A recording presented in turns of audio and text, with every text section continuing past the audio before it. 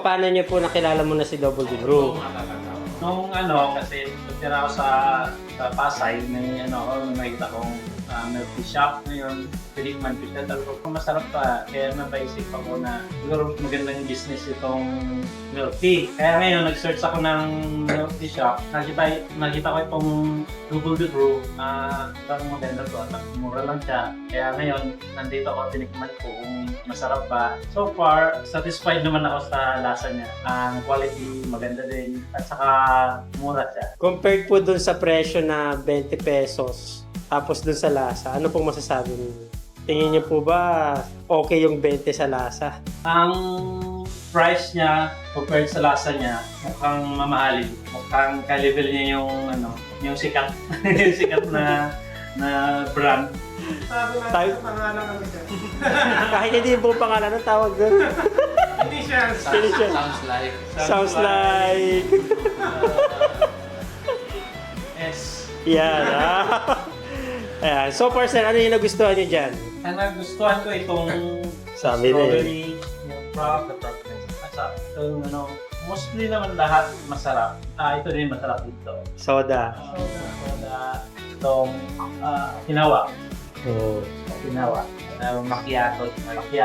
Salted caramel. Yan. Si sir.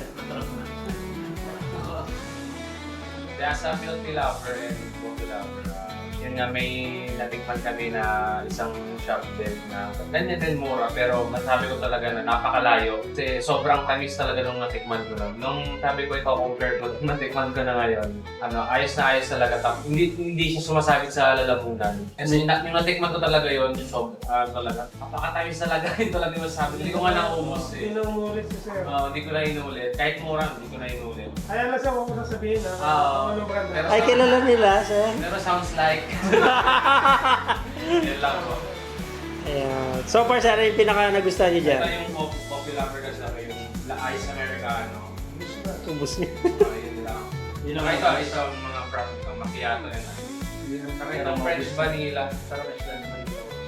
Medyo matapang. Kasi sila sir, sila sila. Mga sino. May mga nila. Ang Ikaw sabi na. nila kanina, Punta ka doon. Paul, ano nila? Anong word ko doon sir? Backup plan. Exit plan. Exit plan. Exit plan. Ayan. So, mga seaman. Exit plan. Ayan. Exit plan. So, yun lang po. Thank you po. Thank you po mga sir. Thank you po. Kaway po kayo. Bye-bye po. Bye. Thank you po.